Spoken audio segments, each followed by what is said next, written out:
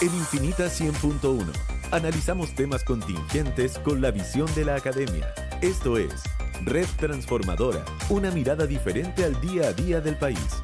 Presentado por Santo Tomás, la red transformadora de Chile, comprometidos con los desafíos y el desarrollo de nuestro país. ¿Qué tal? ¿Cómo están? Muy buenas tardes. Muchas gracias por estar junto a nosotros a esta hora en una nueva edición de Red Transformadora presentada por Santo Tomás.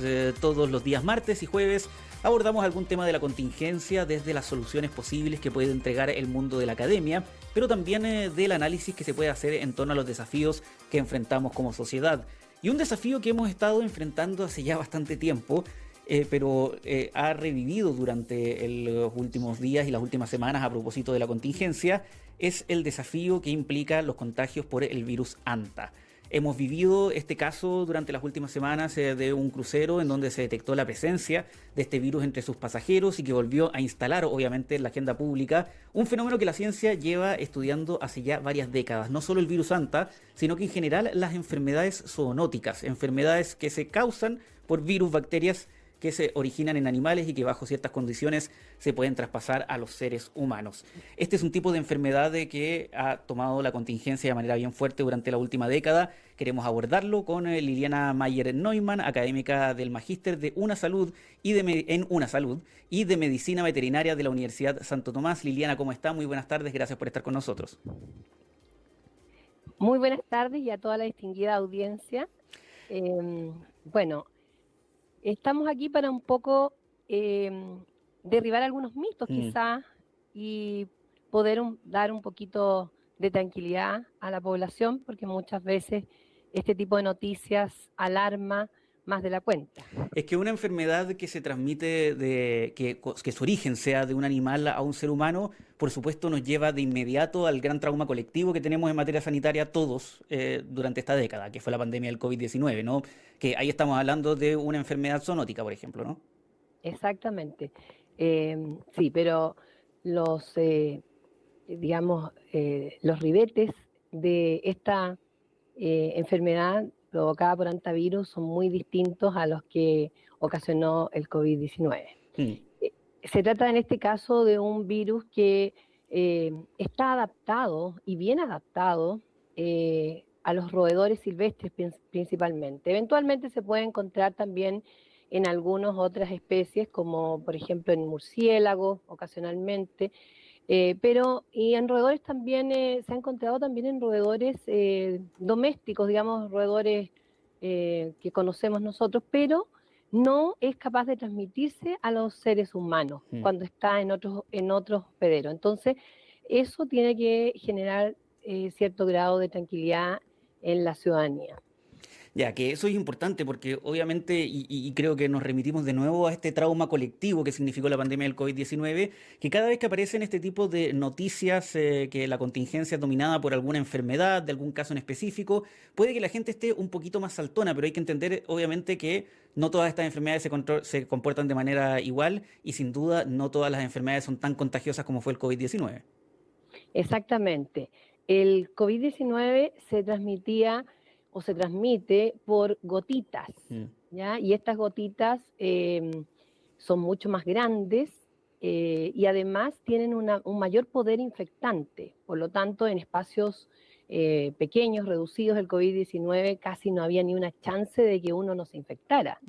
Sin embargo, en el caso de este virus, del virus Anta, no se transmite de esa manera, se transmite a través de aerosoles y también, pero aerosoles que provengan de las secreciones o excreciones del roedor, de este roedor específico, que es el Oligorhizomys longicaudatus, más conocido como ratón de cola larga o colilargo en el campo, la gente coloquialmente lo denomina así. Y entonces tienen que haber secreciones, significa que tiene que haber saliva o tiene que haber orina o heces, para que nosotros al inhalar ese polvito que se puede generar después de que se secan esas secreciones, podamos infectarnos. De manera entonces que el contacto es mucho más estrecho con el animal, en este caso, con ya sea secreciones o excreciones del roedor. Y que además es un roedor muy específico, no es cualquier roedor. Así es que de ese punto de vista, esto no es una semejanza, digamos, no tiene una semejanza con el COVID. Sí, por supuesto que generó gran preocupación porque esto fue dentro de un barco de placer, que uno va a un viaje bonito y terminar de esta forma realmente es algo muy lamentable, pero que se generó dentro justamente de esas especiales condiciones donde estaban en un lugar cerrado, probablemente compartían mucho digamos, me imagino que habían bailes, habían oportunidades de sociabilizar muchísimo entre ellos y por eso entonces hubo esta transmisión, pero por lo demás, si pensamos, las personas que fallecieron, dos de ellos al menos eran pareja, por lo tanto hubo ahí seguramente otros tipos de contacto. Liliana, entonces para terminar de llamar a la calma, el caso que hemos visto en este crucero es súper específico, ¿no? Tiene que ver con las condiciones en las que esta enfermedad se empezó a contagiar dentro de un ambiente súper cerrado, con personas que estaban efectivamente súper cerca. No, no es que estemos viendo una situación inédita, ni una evolución, ni una mutación, ni nada distinto con respecto a el combate del virus Anta como lo conocemos. Así es, por lo menos hasta ahora lo que se ha estudiado y analizado no existen antecedentes nuevos. Siempre se ha sabido que el virus Andes, que es el que afecta fundamentalmente al Cono Sur, especialmente Argentina y Chile, donde se encuentra mayoritariamente, tiene una potencial transmisión persona a persona. Pero siempre ha sido muy poco reportado. Han sido casos bien puntuales, específicos, donde ha habido, por ejemplo, contacto sexual, y eso entonces hace, digamos, más probable la transmisión. Pero en general no es la forma más común de transmisión. Vuelvo a insistir, la forma más común es cuando nosotros tomamos contacto, por ejemplo, con la naturaleza y nos acercamos a los lugares en donde está el roedor, por ejemplo, los camping, el estar en un lugar donde el roedor es su hábitat y nosotros, por ejemplo, dejamos alimentos, porque esta también es una enfermedad que se puede transmitir a través de los alimentos. Y eso, ojo con eso, que también hay que poner mucho énfasis en cada vez que se hacen estos paseos o se hacen actividades al aire libre en lugares boscosos, en lugares donde podría estar presente este roedor, tomar las precauciones en el sentido de no dejar basura, mantener todos los objetos y la comida cerrada en lugares cerrados y ojalá a una cierta altura, no hacer los campamentos o instalar estos campamentos en lugares donde existe alta probabilidad de que esté presente el roedor. Por ejemplo, se ha visto que cuando se tiene leña apilada, existe mucho más probabilidad de que por ahí esté alguna madriguera de estos roedores. Ellos tienden a buscar esos lugares para hacer sus colonias. Estamos conversando con Liliana Mayer Neumann, académica del Magíster en Una Salud y de Medicina Veterinaria de la Universidad Santo Tomás. Liliana, por último, ¿qué factor para entender las enfermedades que estamos enfrentando hoy en día, qué factor juega, qué rol juega el factor cambio climático? Porque uno ha leído harto de que, entendiendo, que ha leído que el cambio de clima que hemos estado experimentando, ciertos eventos, también modifican de la manera en la que se comportan las enfermedades.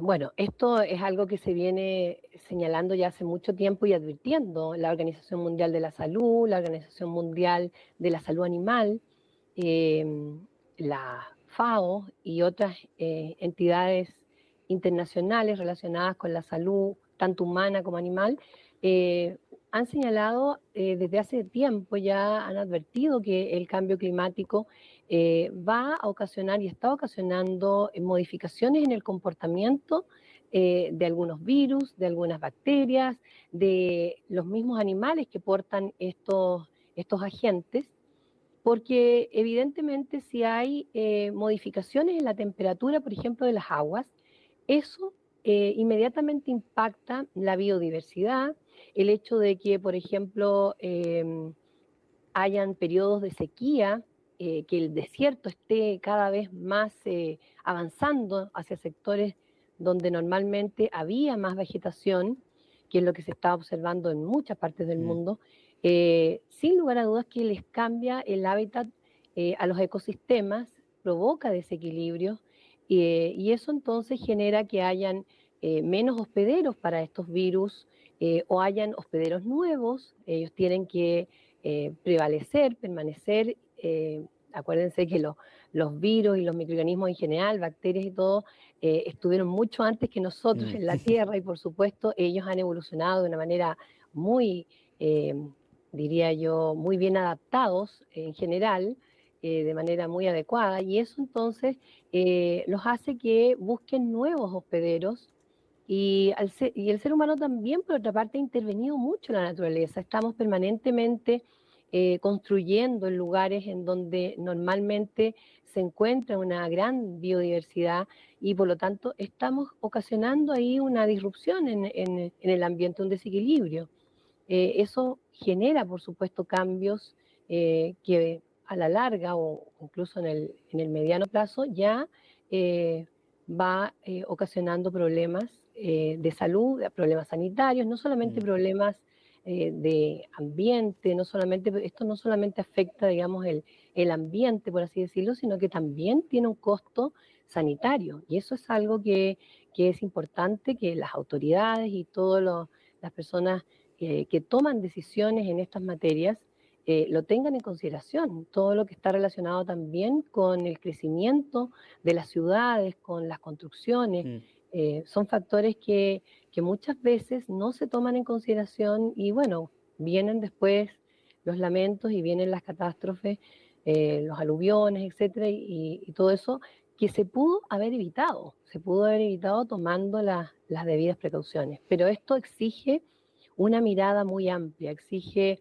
el aporte de muchas disciplinas distintas, no solamente la medicina humana o la medicina veterinaria, sino que también aquí tenemos que escuchar a los ecologistas, tenemos que escuchar también a los ingenieros, a los arquitectos, muchas otras áreas que pueden contribuir para hacer un mejor mundo, porque esto es la única tierra, lo único que conocemos, ¿no es cierto?, como para vivir, por lo tanto tenemos que cuidarla. Una discusión siempre importante que tuvimos hoy día con Liliana Mayer-Neumann, académica del Magíster en Una Salud y de Medicina Veterinaria de la Universidad de Santo Tomás. Liliana, muchas gracias por haber conversado con nosotros. Que esté muy bien, buena tarde y hasta la próxima. Muchas gracias a ti. Que esté muy bien. Saludos a todos los auditores. Sigan en Radio Infinita, la radio de Mega Noticias. Esto fue Red Transformadora presentada por Santo Tomás. Que esté muy bien. Esto fue Red Transformadora, una mirada diferente al día a día del país. Presentado por Santo Tomás, la red transformadora de Chile, comprometidos con los desafíos y el desarrollo de nuestro país.